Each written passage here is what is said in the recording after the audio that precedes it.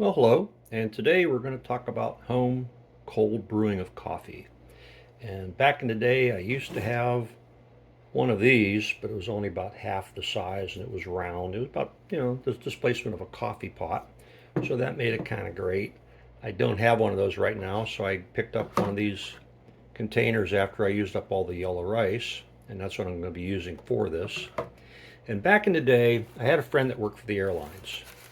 And basically on the airplanes, they had two filters, I guess glued together, that held the coffee grounds in between. So that way it wouldn't spill or anything during a flight. And after the flight, they had to clean out everything and throw it away. So he used to bring me these preloaded coffee filters, and I would throw it in that plastic container, add some water through my Brita, and I was good.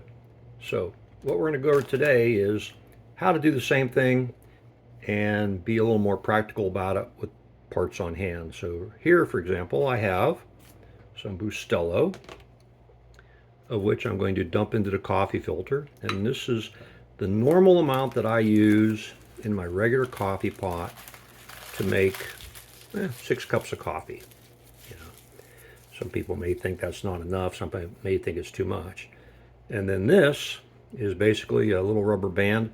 I happen to get these off of some onions I bought, some scallions rather, and I basically wrap up the coffee grounds, drop it in my container, top it off with water, put on my lid, throw it in the fridge.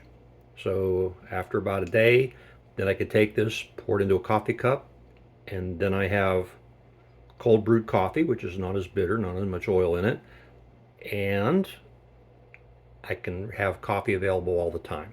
So my little contribution on how to cold brew some coffee for today.